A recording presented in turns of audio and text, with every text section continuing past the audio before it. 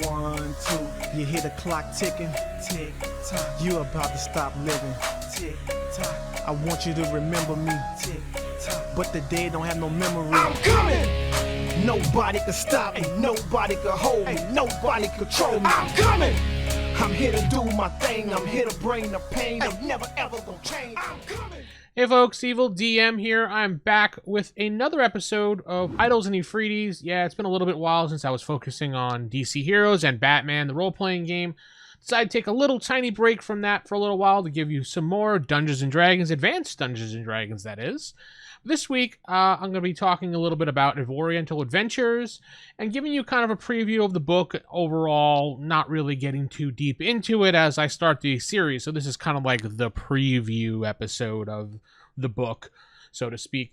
So this is one of the books that was made during its time in the 80s by Gary Gygax.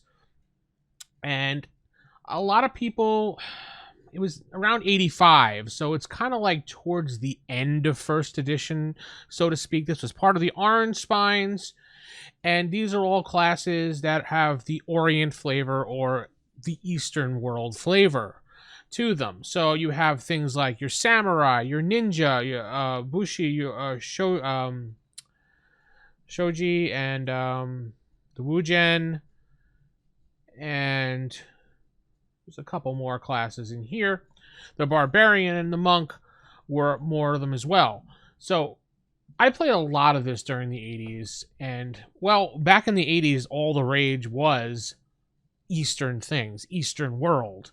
I remember as a young teen playing this in the park with my DM at the time, Joe. And a lot of our adventures revolved around this book. He was really into this book. This is one of the books that he had that really got it. So I remember constantly playing this over everything else.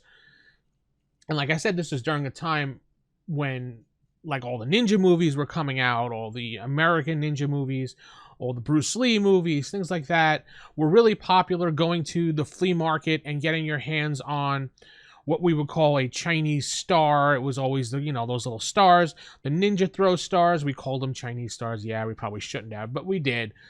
And it was always cool to try to get you hold one of those, and everybody would try to outdo one another with how many blade sides the stars were. So you have to imagine in the 80s, this type of stuff was really popular, and there wasn't a lot of understanding about it as far as what we know now.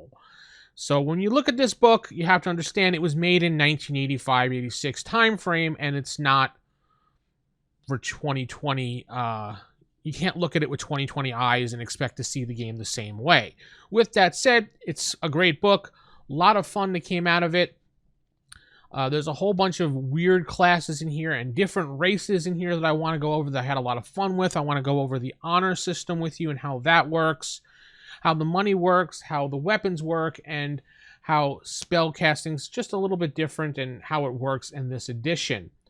Combat's slightly different also because now you have the prospect of martial arts added on to just your normal sword and sorcery type game with punches. Everything now has the flavor of the East, or the Orient flavor. The ninja really wasn't a class by itself. You had to actually hide the fact that you were a ninja. So there's a lot of things in here that can go on forever. And this book did spawn an excellent, maybe beyond excellence, a good word, game, Legend of the Five Rings. So from this came Legend of the Five Rings, which handled it, my God, so beautifully by AEG. I don't know about the is it Final Fantasy Flight? Fantasy Flight Games actually, I think, did the last edition of this. I'm not positive, but I never got into that. I only went as far as Legend of the Five Rings, 4th edition and 3rd edition. Played a little bit of Wizards of the Coast, did their own version of Oriental Adventures for D20 and never really played that at all. Stuck with this and then did a lot of the Legends of the Five Rings. That's for a different time. Legends of the Five Rings is a completely different game at this point. I want to say it's more political than this is. This game has this political ability and concept to it, but it mostly just focuses on and takes advantage of the hype of the time period of the Orient or the East world. So with that said, also there's one more thing. There is also a new stat that we need to look at, comeliness, but we'll look at that in another video. Again, this was just an overall preview setting up the next bunch of videos I'll be doing. So with that said, keep it original, keep it old school, and why not in the comments tell me your stories about Oriental Adventures and how you played back in the day and what you thought about it back then. Was it all the hype for you, or was it just meh? What do you think? Let me know. Good night, everybody.